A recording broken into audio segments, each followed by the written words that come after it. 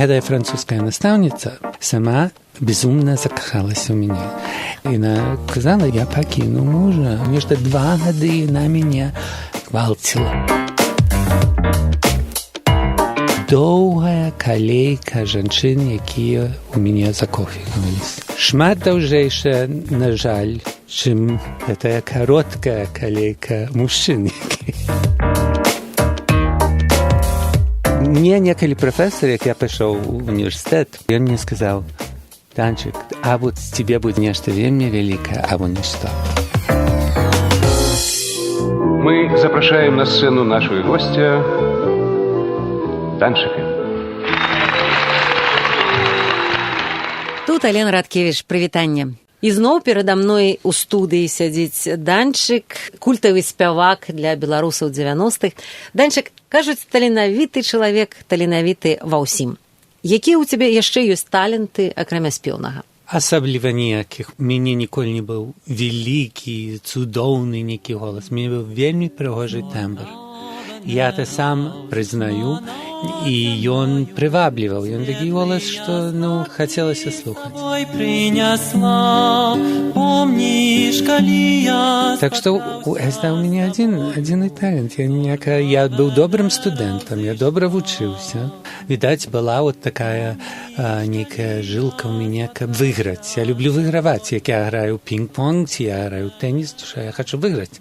Я не граю дзеля таго, каб праграць. І школа тое самае была гульня, якую мусіш выйграць. Першы раз чую, што ты ўвогуле цікавішся спортам і граеш у пінг-понг і тэніс. Я, чаму? Умею. І бейсбол умею, і хакі. Але таксама там жа вось гэта выйграць, быць лепшым, перамагчы, вот тое, што... Так, я сам люблю лепш падымаць гэтыя кіры, вот такое. А на нейкія спаборніцтвы любіш хадзіць, глядзець, заўзіць? Я абсалютна не разумею, як это можна любіць. І як это можна перажываць, так. Але я ведаю, што ты любіш, за што перажываеш і што глядзіш так, як іншыя глядзяць спартовыя спаборніцтвы. Гэта штогадовае ўручэнне прэміі «Оскар».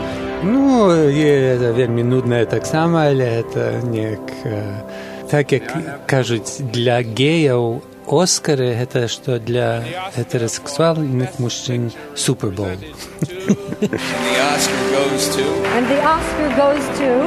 Дык усё ж прывабліваюць цябе артысты, артыстычная кар'ера.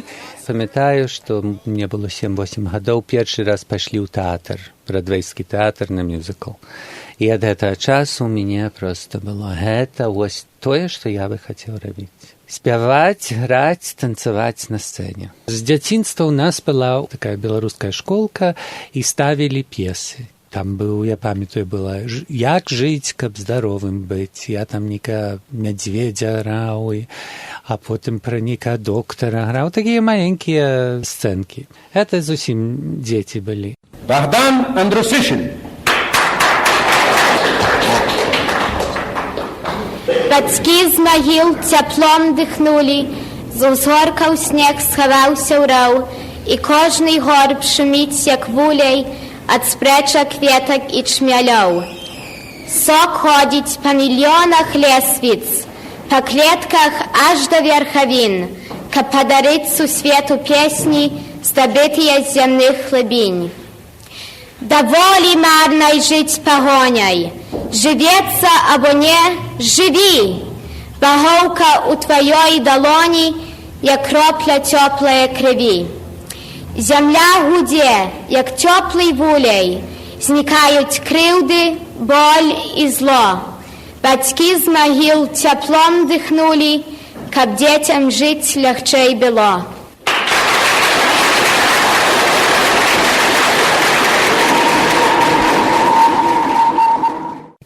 Як я ў гімназіі вучыўся, так маёй французскай настаўніцы муж быў рэжысёрам фільмаў. І ён рабіў кастынг, ён рабіў такі фільм пра нейкі такі рамантычны траўкутнік. Хлопчык, там 17 гадоў, дзяўчынка 16 гадоў, і тады нейкая старэйшая жанчына была трэцяй часткай гэтага траўкутніка. И это моя французская наставница сказала, ты пойди, и може якраз, я думаю, що ти якраз той тип, який он би. Ну і он це правди, і я зробив цей фільм, такий півгодинний мастацький фільм. Називався «Апошній іспит», нешта таке, «The Final Exam». Чакай, гэта абсолютно новая і незнаёмая старонка ў твоёй біяграфіі. Ты граў як актор у фільме? Як актор, так. А тады... Якога года гэты фільм? 75-го. Дзе-небудзь яго можна знайсці? Думаю, што не. Гэта рэжысёрка была разам з ім, якая рабіла цікава, яна была Сюзан Сайдлберг, яна 2 гады пазней яна зрабіла першы фільм з Мадоннай. Desperately Seeking Lion Susan. Pictures presents Desperately Seeking Susan. Ну, але Пачакай, а раскажы мне пра гэтую ролю. роля была, я так цьмяна памятаю. Памятаю, што быў, нібыта было такое каханне паміж гэтымі такія Ромео і Джульет, маладыя, а тады была старэйшая жанчына, якая таксама была закаханая ў гэта малодшага хлопца. У цябе? Так. І тут, можа ты пазней выкінеш, але тут было цікава, што гэтая французская настаўніца сама безумна закахалася ў мяне. Ёй было 28 гадоў, і яна проста, яна казала, я пакіну мужа, мы павінны быць разам. І нешта 2 гады яна мяне гвалціла. Ну, гвалціла ў сэнсе маральна. Маральна і фізічна. А муж ведаў, бо ён бачыў, ён мне кажа, што ты звар'яцееш, так... Ну, anyway. Звар'яцееш чаму? Чакай, не, у бок мы зараз яшчэ да этой тэмы далёка не пойдзем. Звар'яцееш, таму што я да канца з ёй не хацеў, гэтыя... Сексу не хацеў з ёй? Знаеш, ёсць Кінзі рэйтынг. Быў такі псіхолог Кінзі ў 50-х гадах, і ён зрабіў такую шкалу. Кінзі 1, 2, 3. Паводле ягонай тэорыі, усе людзі недзе знаходзяцца на гэтай шкале. Адзін это ёсць, што ніколі гомасексуал, то толькі з мужчынамі. А тады ёсць такія, што так пасерадзіне, такое fluid. Гэта значыць бісексуал. Можа, так, бісексуал больш да жанчын, больш да мужчын. Вся справа ў тым, з кім ты можаш закахацца. Секс ты можаш мець часта з... Але я асабіста, Кінзі 10, абсалютна, кажуць, чысты, 100%.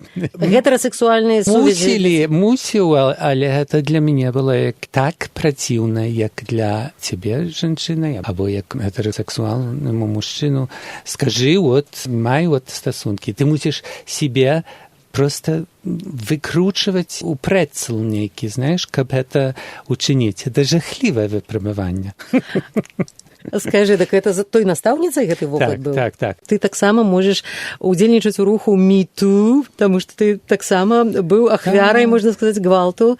Но гэта не быў гвалт, гэта ж, відаць, было па згодзе. Слухайце, я 18 гадоў вельмі добра ведаў, што я раблю, і я тут меў усе карты. І сапраўды тут гэтая пара, якія былі на 10-15 гадоў старэйшыя ад мяне. Гэта пара настаўніца і муж. І муж, так. Яны былі у горшым становішчы. Але я ніколі не думаў, што я неяк пагражаю нешта ім, бо я б ніколі не дазволіў, каб яна пакінула мужа, бо я ёй ніколі не даваў знаць, што такое магчымае будзе. Я заўсёды неяк выкручваўся, казаш, не, это не маральна, нешта такое. Колькі доўжыліся гэтыя адносіны? Я думаю, якіх 23 гады. Досыць доўга, бо гэта праз цэлай гай-сколы. Хто-небудзь ведаў яшчэ пра вашы адносіны, акрамя мужа? Не думаю. Можа, бабця крыху там падазрывала. Але ва ўсялякім выпадку гэтая гісторыя зусім твой накірунак думання не змяніла, у тым сэнсе, што ты падумал, а можа я і все ж такі гетерасексуал альбо бісексуал, як найменей? Не, абсолютно не, бо я кажу, я Кінзі 10. Ну, але я вельмі шкадаваў, і гэта не хачу тут так, як бы я буду хваліцца, а гэта пачалося доўгая калейка жанчын, якія у мяне закохваліся у маім жыцці. Шмат даўжэйшая, на жаль, чым гэтая кароткая калейка мужчын, што трэба было. Але вось такі лёс. manque pas une hirondelle au-dessus dans mon jardin. Et les moulins ont encore des airs dans le pays d'où je viens. Так, anyway, так, я здымаўся ў гэтым фільме, і тады я... І ты на сцэне ў гэтым трохкутніку, ці не на сцэне, ў фільме, ў гэтым трохкутніку мусіў нешта такое перажываць, тое самае, што было ў цябе ў жыцці, са старэйшай жанчынай, нейкія стасункі? Так, але там не было так графік, это ўсё было вельмі паэтычна, і ўсё так інтэлектуальна. У фільме? Так.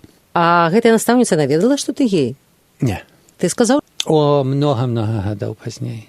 І што, як яна потым праз шмат гадоў, як яна прарэагавала, узгадаўшы тое, што было? Это было 30 гадоў пазней, я сказаў. Так, я спаткаў на вуліцы і пайшлі на каву. Ну, яна развілася з мужам. Прыгожая была мадэлька. Як яна прарэагавала? Просто... Яна павінна была вельмі цешыцца, што, таму это фактычна не я, такая ўжо дрэнная, што ты мяне не хацеў, а просто ты не мог мяне хацець. Дык у выніку аказалася, што гэтыя стасункі з той жанчынай-настаўніцай увогуле былі першыя твае стасункі сексуальныя ў жыцці. То есть пачынаў ты з гетэрасексуальных сувязей? Так, але з закушанымі зубамі.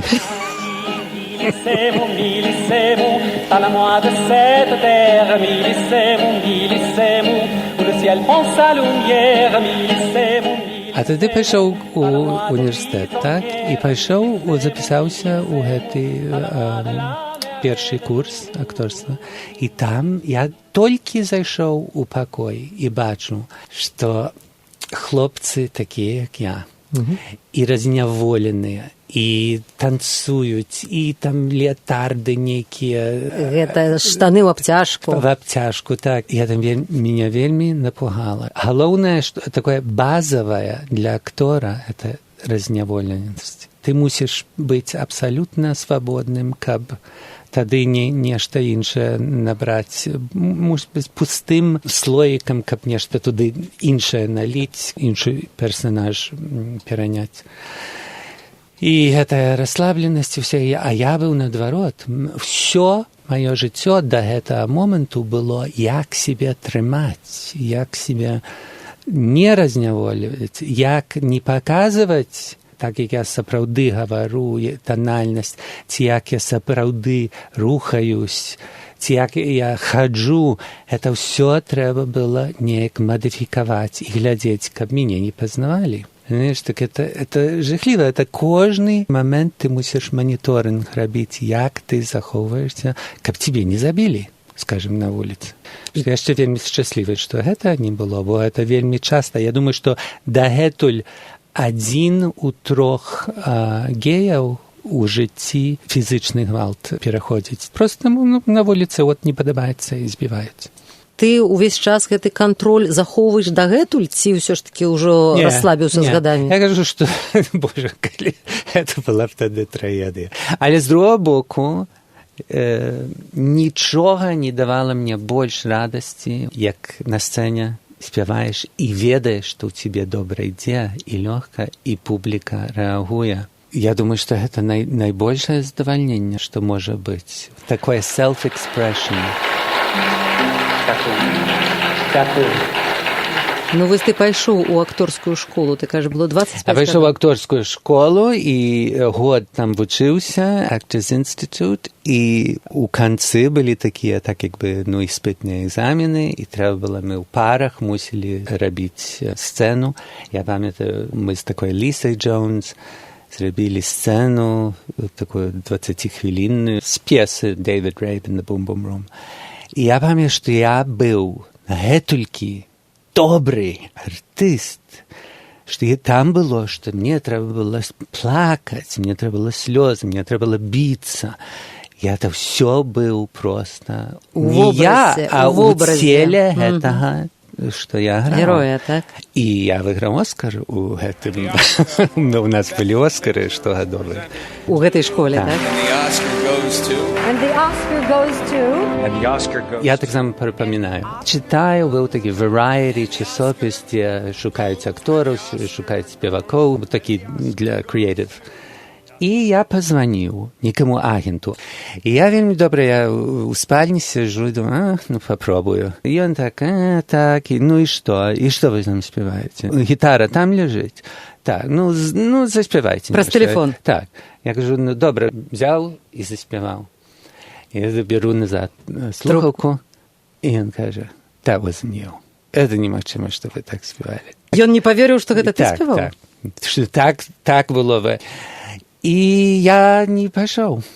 Чакай, так не пайшоў да яго, проста патэлефанаваў? Не ведаю, чым это... Мне некалі прафесор, як я пайшоў у універсітэт, ён быў прафесор журналістыкі, я памятаю, што ён мне сказаў, Данчык, а вот з цябе будзе нешта вельмі вялікае, або нішто. Я думаю, што ён бачыў, што таленавіты, але амбіцыі абсалютна няма. Паўз вокны клён, лісцё рушыць, а ветер гоніць плоймы хмар. Мне снится твоих солнц и летний рух твоих зар. Ты надышла, ты одинота застила солнце.